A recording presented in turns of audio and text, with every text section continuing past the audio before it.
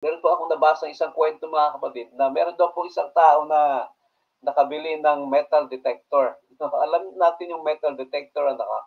Yan po yung ginagamit ng mga taong nagmimina, naghahanap ng mga kayamanan sa lupa at bumibili po sila ng metal detector. So isang araw, nung makabili po siya ng bagong-bagong metal detector, mga kapatid, dinala niya ito doon sa field. No? Sinubukan niya. And for the first time, nung inon niya na ang metal detector, mga kapatid, agad-agad, no? Merong na-detect na metal, ano, at mismo doon sa kanyang kinatatayuan, ano, so nag para bagang nagbibigay ng science, 'di ba mga kapatid? Nagbibigay ng signal, ano, yung metal detector, ano, na sinasabing doon sa lugar na yon ay merong metal. So ang ginawa po ng taong ito, kumuha po ng pala, no, pagkatapos nagpasimula na po siyang maghukay, no. So nakapaghukay na siya doon sa kanyang kinatatayuan, mga kapatid. Pagka maya't maya ay ginagamitan niya ulit ng kanyang metal detector, ano ha? Kung naroon pa rin. So naroon pa rin, mga kapatid, hindi naman nawawala. So hukay na naman siya ng hukay, mga kapatid.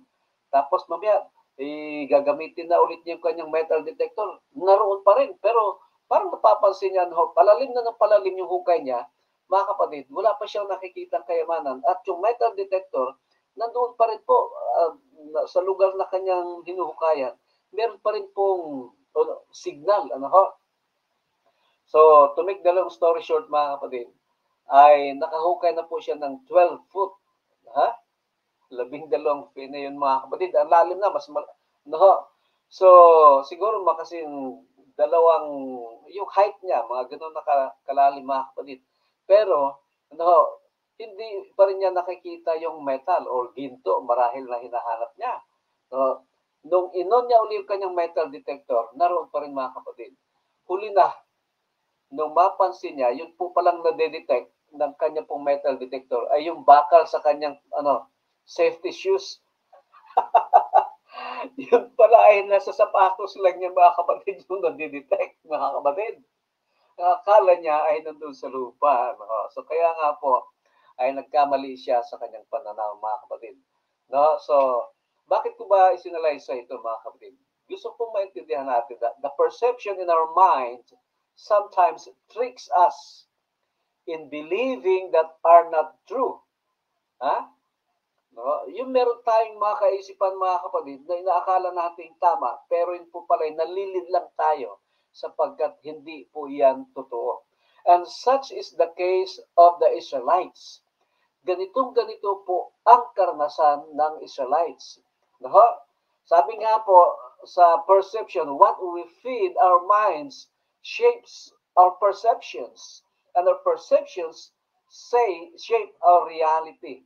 Yun pong iniisip natin, mga kapatid. Ano, kapag hindi natin na-overcome yan sa isipan natin, kahit hindi yan totoo, iisipin na po natin na yun ay totoo. O, di ba? Bigyan ko kayo ng isang example.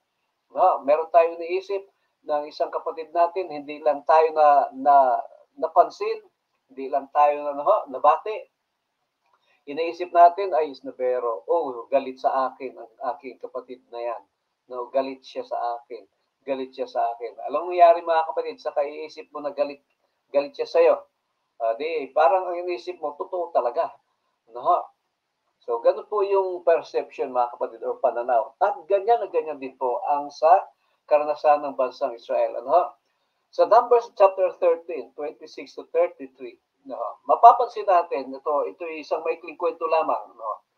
Ang sabi po dito, now they departed and came back to Moses and Aaron and all the congregations of the children of Israel in the wilderness of Paran at Kadesh. They brought back word to them and to all the congregation and showed them the fruit of the land. So, ang background dito, mga kapatid, si Moses nagsugo ng 12 spies, di ba, sa Canaan, mga kapatid, para tingnan ano ang lugar na yon, magmasid, magmanman, kumuha ng mga informations, no, at ika nga po ay ang layunin, mga kapatid, ay magbigay ng inspirasyon at saka encouragement sa mga Israelites, upang lalo silang manabik sa pagpasok sa lupang pangako o ipinangako ng Panginoon, no po, sa angkan ni Abraham.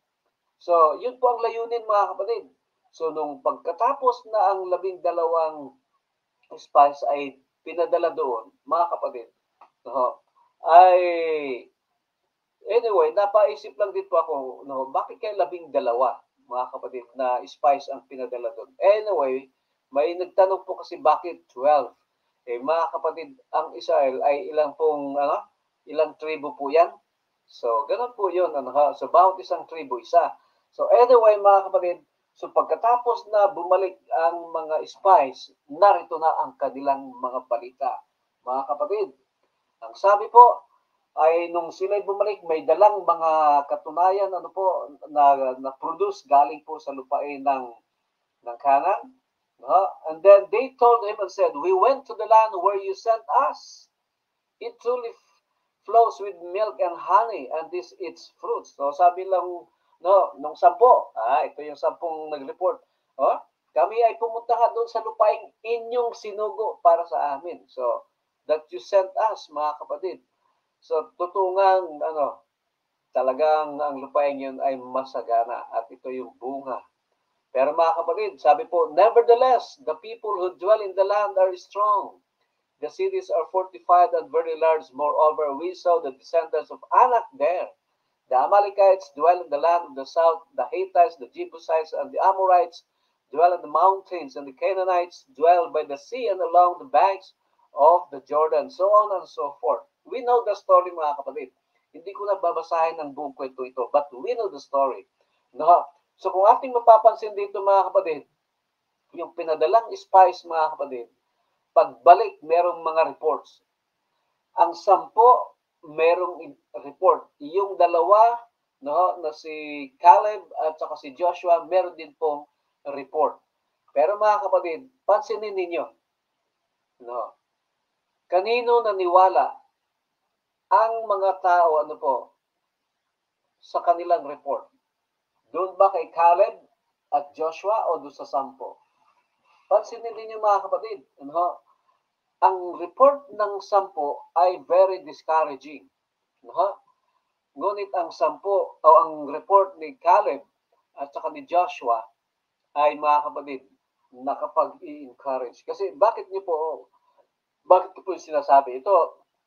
Excuse me, dito po sa huling bahagi, gusto kong makita, no, nung pagkatapos na mag-report yung 10 ng negative, sabi nila na hindi natin kayang pasukin, no, ang lupain ng Canaan kasi yung lang ang mga bakod ang tataas at ang kakapal, hindi natin kayang pasukin yan. At talagang mga malalaki ang mga tao doon. Malalakas sila, mga kapatid. Pero sabi nila, hindi natin kayang pasukin. Pero ang sabi po nung 2, oy, kaya natin. No? Let us go up at once and take possession, for we are well able to overcome it. Sabi po ni Caleb, kaya natin yun sila. No? Pero yung 10, mga kapatid, ay pinagdidiinan nila. No? Sabi nila, but the man who had gone up with him said, "We are not able to go up against the people, for they are stronger than we." Mas malakas sila kaysa sa atin. And they gave the children of Israel a bad report of the land. Kaya nga po, dito sa huling bahagi, no, sabi nila ay, we saw the giants, and we were like grasshoppers in our own sight. Sabi na, para lang tayong mga grasshoppers. Ano nga po sa Tagalog ang grasshopper, mga kapatid? Tipaklong. So, kung titingnan natin, mga kapatid, ang tingin po ng 10 mga spies nito na sila, no, hindi man nila sinabing sila lang. Ang sinasabi po niya, lahat, we were just like grasshoppers. So, ganun lang tayo kaliit. Ang tingin nila sa kanilang mga kapatid ay maliit lang. Pero ang katotohanan po niyan, mga kapatid, outnumbered actually ang Canaanites kaysa ikukumpara sa kanila. At saka kung titingnan natin, ang mga Canaanites, watak-watak, hindi sila sama-sama, hindi sila united. Kaya nga doon sa bahaging binasa natin sa unahan, no, binanggit na magkakahiwalay yung para mga tribo-tribo din. No? Kaya hindi sila malakas. Kung magsasama-sama siguro sila, mga kapatid, malakas. Pero hindi eh. Kukumpara po doon sa mga tribo-tribo na yun, mas malakas po ang Israel. Pero mga kapatid, ano po ang tingin ng mga spies sa kanilang sarili? Para lang tayong mga tipaklong. Madali lang tayong lulupigin ng mga yan. So, kaya nga mga kapatid, gusto kong makita natin yung grasshopper mentality. Ganito po kasi yung grasshopper mentality ay anyway, gusto kong makita muna natin mga kapatid ay na ang grasshopper nga po pala no, ay yung meron silang likas na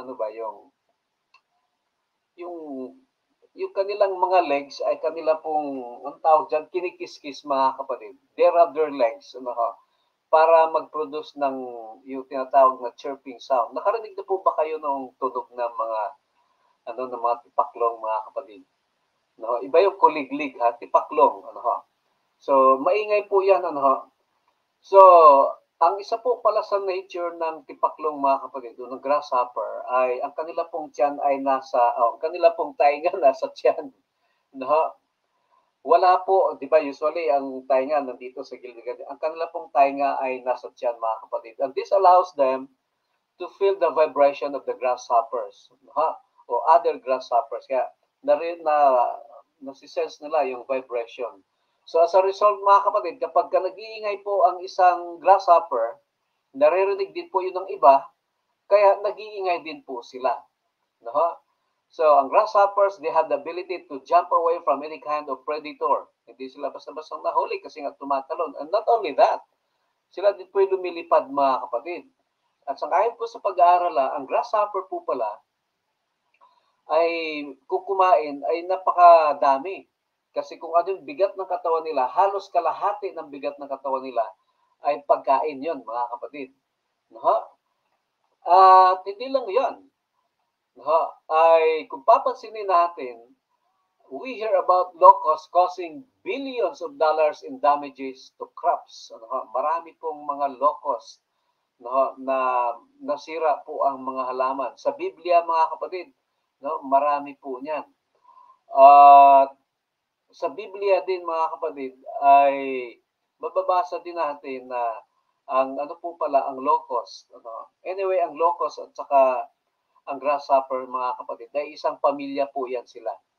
So, pareho po sila ay good source of protein. Yun pong mga taong gustong kumain ng protein, wala pong sources na makukuhanan, ang grasshoppers or locusts mga kapatid ang ginagamit nila. Si John the Baptist, naalala natin mga kapatid, sabi sa Biblia, siya ay kumakain ng locust in honey. Many people today, in Africa, in Asia, dito po sa atin, sa buong Asia, and kahit po sa Amerika, meron na rin pong mga kumakain ng mga grasshopper. So, kung titingnan natin, samantalang kayang-kayang gawin po yan ng mga grasshopper, mga kapatid. Pero they are not known for their ability to think. So, parang katulad nga po ng mga taong, yung mga spies, yung 10 spies na yon. Mga kapatid, hindi po sila masyadong nag-iisip. Magsasalita lang sila na magsasalita kung anong gusto nila. Napansin po ba ninyo yan mga kapatid? Kapag ito pong mga grasshopper ay gusto pong mag-ingay, nag-iingay sila, yun pong iba, nahahawa, nag-iingay din. Ganyan din daw po ang grasshopper mentality. One or two people start some type of negativity, and before long, the whole camp or the whole group is negative na. Makarinig ka lang ng isang negative na nagsasalita, maya-maya mga kapatid, 2 na yan, 3 na yan, sunod, halos lahat na negative na mga kapatid. Meron pong isang awit noong 1970, si Osmond Brothers. Sabi po doon sa part ng kanilang awit ay, one bad apple doesn't spoil the whole bunch. Ang isang daw po, sirang apple ay hindi daw po makakasira sa buong grupo ng mga apple. Pero hindi yun totoo. Alam natin yun mga kapatid, di ba? Kahit nga po ang kamatis, yung isang kamatis na mailagay sa maaayos sa kamatis, yung isa ay sira, nabubulok din po yung mga kasama. So, mga kapatid, the same thing happens with the grasshopper mentality. Alam niyo po, ang grasshopper mentality, there is limited thinking, no? Which produces limited abilities. As sapagkat, limited ang abilities, they also gives limited results. Ganun po mga kapatid. Just like the Israelites. No? So, ito pong 10 mga spies na ito at ang kanilang report ay negative mga kapatid. Marami din po niyan sa ating mga panahon ngayon. At makikilala po sila. Nahahayag po kasi yan, nadidemonstrate. Let's say for example, yung naysayers o yung mga tinatawag na pessimist or worrywards kung tawagin nila mga kapatid. Yun bang mga negative ng mga tao? Yun bagang pagkakausap mo mga kapatid, wala kang maririnig sa kanila kundi puro negative. Puro criticism. Mabuti sana kung yung constructive criticism mga kapatid. Pero madalas ang naririnig po natin ay mga destructive criticism, di ba? Yun po ay mga grasshopper mentality. And that person will always say no and have a pessimistic or negative view of the outcome. Yun bagang kapag mayroong isang pangyari, laging nakikita negative, hindi tayo magtatagumpay. Just let's say for example, noong Sabado, meron pong JYD. Ang mga kabataan lumabas kasama ang mga church members natin. Maraming sinasabi, hindi tayo maganda mag-ano dito, hindi dito maano. So marami pong mga negative na naisip mga kapatid. So, at yan po yung makikita natin sa lahat po ng ating mga kasama, mga grupo pagka minsan ang kanila pong nakikita ay katulad ng mga ng mga 10 reporter ng spies. They focus on what is seen. Hindi sila nagpo-focus doon sa taong nagbigay sa kanila ng paningin. Kung babasahin natin sa verse 37, kung babalikan natin, they call the promised land, na sinasabing, the land which you sent us. Sinasabing, doon sa lupaing pinadalahan nyo sa amin. Hindi na sinasabing, yung lupaing ipinangako ng Panginoon sa atin. See? So, inilalabas nila ang kanilang sarili. So, kumbaga, sinasabi nila, they doubted God's word. Sinasabi ng Panginoon, ito ay lupain ninyo. Sinasabi naman ng mga 10 reporter, yung lupain ninyo, hindi sa amin, labas kami dyan. Parang ganun po sinasabi. So, they don't believe the word of God. They doubted the word of God, mga kapatid. Kaya nga po, we see na ma-recognize, sinasabi nila na oo, totoong the land is flowing with milk and honey. But, meron pong but. Subalit, at datapwat. Ayan, mga kapatid. Maganda na sana yung unang sinabi, pero but, mga kapatid, ay marami tayong mga nakikita ganyan. Ang mga negative thinkers or the pessimist, mga kapatid, ang lagi pong nakikita yung isang maliit lang na bahagi ng picture. Hindi niya nakikita ang kabuuan. At yung maliit na bahagi ng picture, doon siya nagko-concentrate. Parang katulad na po ng isang illustration. Kasi for example, meron isang malaking papel na puting-puti, mga kapatid. Puting-puti yan. Lagyan mo ng isang napakaliit na tuldok na itim. Anong mapapansin? Yung napakaliit na yon, hindi yung malaki. Di ba, mga kapatid? Ganyan po ang mga negative thinkers, mga kapatid. The critics, So they look at the powerful people instead of the power of God. They see the obstacle instead of the omnipotent God. Mga kapatid. So ito yung mga tao pagka minsan ma-influensya sa ating buhay, pero mga kapatid, sila ay hindi magandang influensya. Kaya nga po, do you have a powerful people in your life? Alam niyo po, power is amazing tool of deception.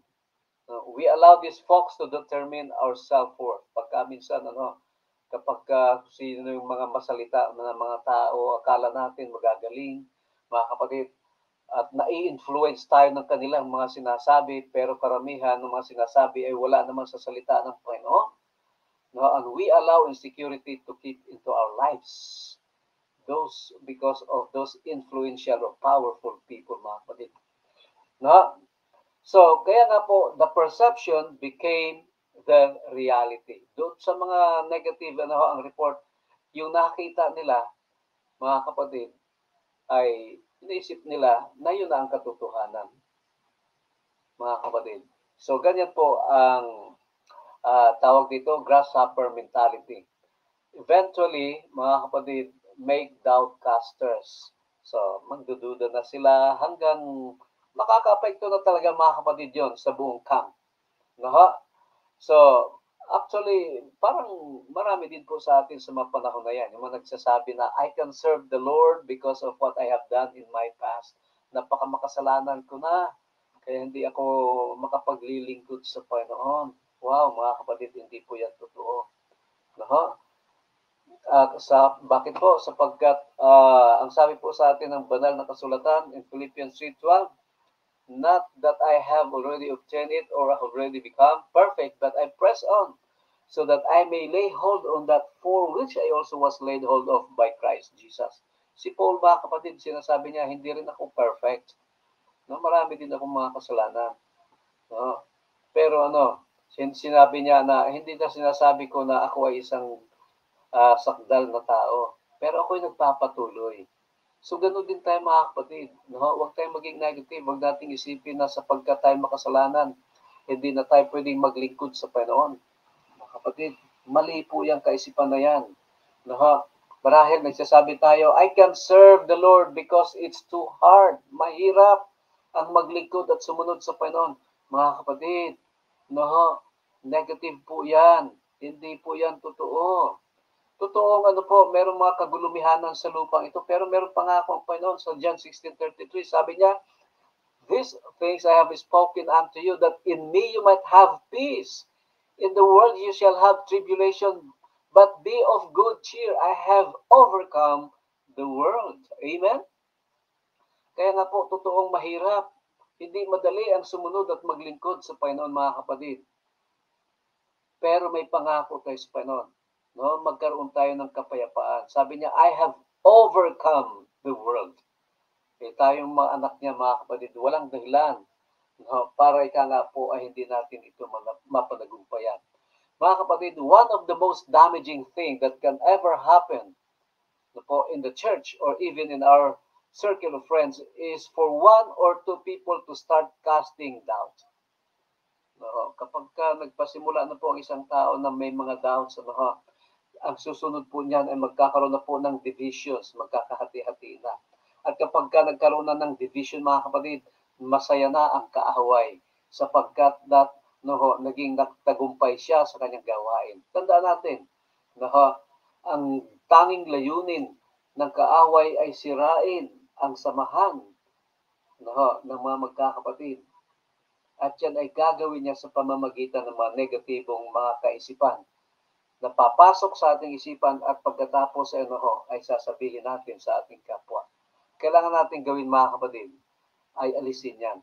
To get rid of this grasshopper mentality, mga kapatid.